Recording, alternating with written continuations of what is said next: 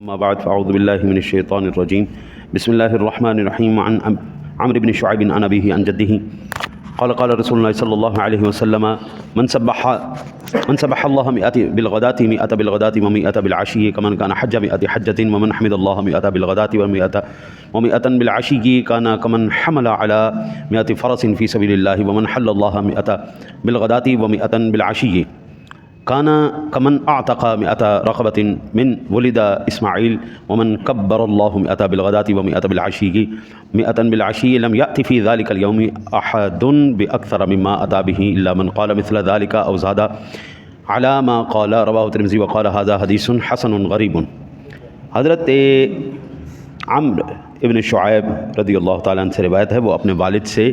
وہ اپنے دادا سے روایت کرتے ہیں کہ میرے آقا نبی اکرم صلی اللہ علیہ وسلم نے ارشاد فرمایا، جو اللہ تعالیٰ کے لیے صبح کو یعنی فجر کے وقت سبحان اللہ 100 مرتبہ پڑھے اور شام کو مغرب کے وقت 100 مرتبہ سبحان اللہ پڑھے تو اللہ تعالیٰ اس بندے کو 100 حج کا ثواب عطا فرمائے گا، اور جو صبح کو الحمدللہ 100 مرتبہ پڑھے اور 100 مرتبہ شام کو الحمدللہ پڑھے تو اللہ تعالیٰ اس بندوں کو اتنا اجر عطا فرمائے گا جتنا اللہ کی راہ میں 100 گھوڑے خیرات کرنے کا ثواب ہے۔ 100 گھوڑے اللہ کی راہ میں اس بندے نے خیرات کر دیے، اور جو صبح کو 100 مرتبہ لا الہ الا اللہ پڑھے اور 100 مرتبہ شام کو تو اللہ تعالیٰ اس کو اتنا اجر عطا فرمائے گا، وہ بندہ اس طرح ہوگا جو اولاد اسماعیل سے 100 غلام آزاد کرے۔ آپ کو اولاد اسماعیل پتہ کون ہے؟ میرے نبی کے آباء و اجداد ہے، حضور اولاد اسماعیل میں سے ہیں، ہاں جی، یعنی حضور سرور دو عالم صلی اللہ علیہ وسلم کے خاندان کے جو اوپر ہیں ان میں سے 100 غلاموں کو آزاد کرنے کا اللہ اس کو اجر عطا فرمائے گا، اور جو 100 مرتبہ صبح کے وقت اللہ اکبر پڑھے اور 100 مرتبہ شام کو تو اللہ تعالیٰ اس سے زیادہ نیکیاں اس دن کسی بھی بندے کو نہیں عطا فرمائے گا بجز اس کے کہ یہ عمل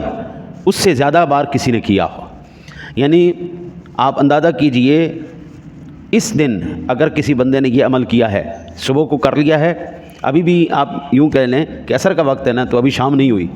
تو صبح کا ہی وقت شمار کیا جا رہا ہے، ابھی کوئی یہ بندہ پڑھ لے اور مغرب کے بعد پھر پڑھ لے تو آج کے دن کی تاریخ میں اس بندے سے زیادہ نیکیاں کوئی بھی نہیں کرنے والا ہوگا۔ حضرت امام ترمذی علیہ رحمہ نے فرمایا یہ حدیث حسن ہے اور غریب ہے، ٹھیک ہے جی، یعنی آپ یہاں سے اندازہ کر لیجئے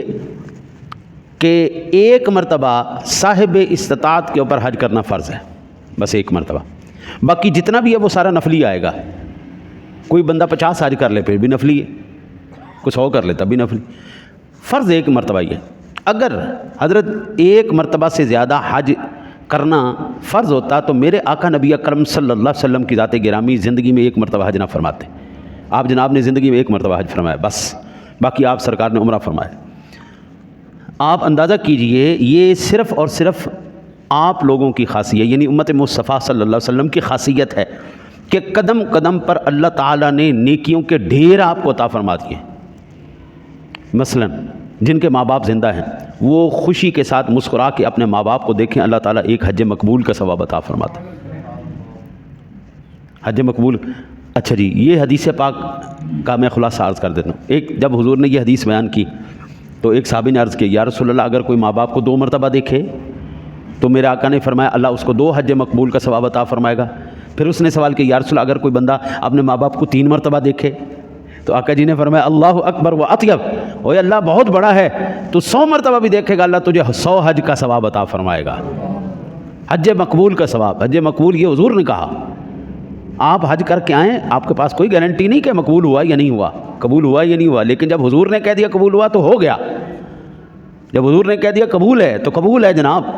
اچھا جی، ایک بات یہ ہوگی، پھر یاد رکھیے حضور قلبی کے ساتھ آسان نیکی غفلت کے مشکل اعمال سے افضل ہوتی ہے۔ سادہ لفظوں میں یہ جو میں نے آپ کو عرض کیا نا، یہ کتنے آسان سے عمل ہے۔ اب ایک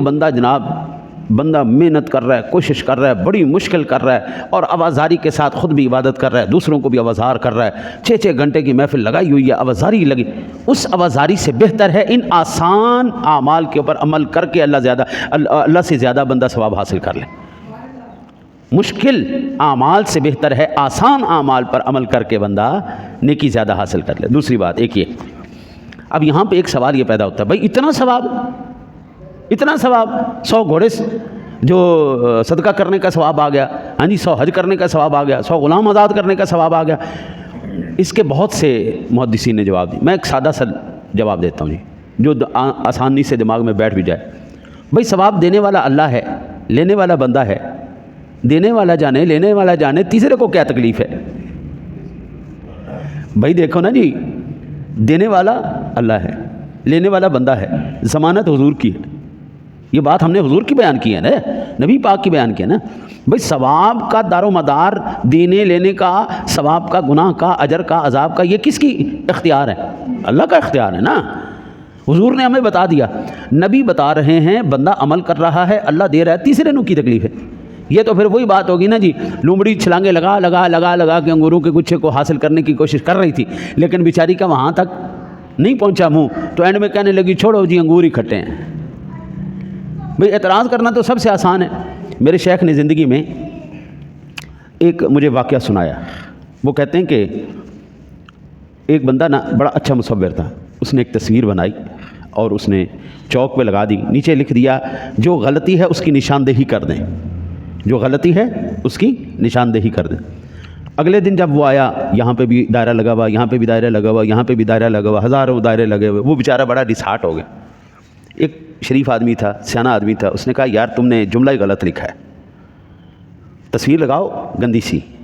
اور نیچے جملہ لکھو جو غلطی ہے اس کو درست کر دیں، جو غلطی ہے اس کو درست کر دیں، نشاندہی نہیں، انگلی نہیں اٹھانی، انگلی تو ہر کوئی اٹھا سکتا ہے، اعتراض ہر کوئی کر سکتا ہے، مزہ تب ہے کر کے دکھائے، آپ صحیح کر دیں، درست کر دیں۔ اگلے دن آیا جناب، ایک بھی کسی نے اس کے اندر اصلاح نہیں کی تھی،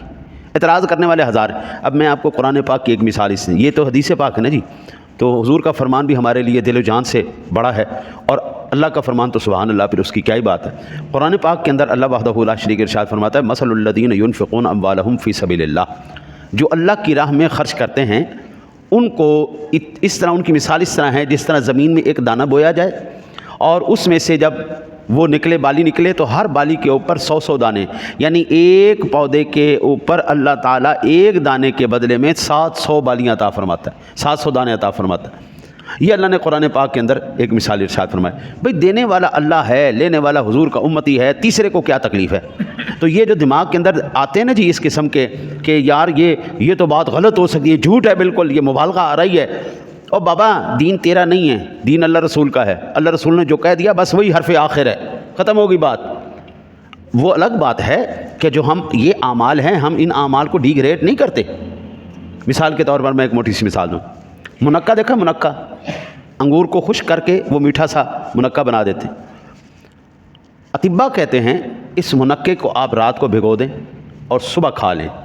2 عدد منقے اتنی قوت آپ کو دیں گے جتنی 2 روٹیاں کھانے پہ آپ کو ملتی ہیں۔ اب اگر کوئی بندہ صرف اسی کے اوپر تکیہ کر لے کہ میں صرف روزانہ کے جہاں پر میں صبح دوپہر شام روٹیاں کھاتا ہوں، روٹیوں کی جگہ میں صرف 2 منقے کھا لوں گا، کیا اس کا کام چل جائے گا؟ نہیں چلے گا۔ جو روٹی افادیت دے سکتی ہے نا، وہ منقہ افادیت نہیں دے سکتا، اگرچہ اطباء کا اس بات پر اتفاق ہے کہ یہ اتنی قوت رکھتا ہے۔ حضرت اسی طرح یہ جو فرائض عبادات ہیں یہ اصل میں روٹی ہیں، یہ جو نوافل عبادات ہیں یہ سارے منقے ہیں، ہمیں وہ قوت ضرور ملے گی، وہ قوت، یہ جو ثواب اللہ اور اس کے رسول نے بیان کیا یہ لازمی انشاءاللہ ملے گا، کیونکہ دینے والا اللہ ہے اور اس کے خزانوں میں کسی قسم کی کوئی کمی نہیں ہے۔ دینے والا اللہ ہے، لینے والا بندہ ہے حضور کا امتی۔ یہ اس لیے کہ کل قیامت والے دن جب 1,000 سال کی عمر والے بندے آئیں گے نا، تو ہمارے 50 سال کے اعمال ان کے سامنے کیا ہوں گے؟ ہمیں اونٹ کے منہ میں زیرہ پدی سے، لیکن نہیں، اللہ چاہتا تھا میرے محبوب کی جب امت آئے ان کی عمریں تو تھوڑی ہوں لیکن ان کے پاس اعمال اور ثواب کے ڈھیروں ڈھیر ہوں۔ اب یہی وہ اعمال تھے جن اعمال کی برکت سے کل قیامت والے دن حضور کی امت سرخرو ہوگی۔ دعا کرو اللہ تعالیٰ آپ کو مجھے عمل کی توفیق عطا فرمائے۔ اللہم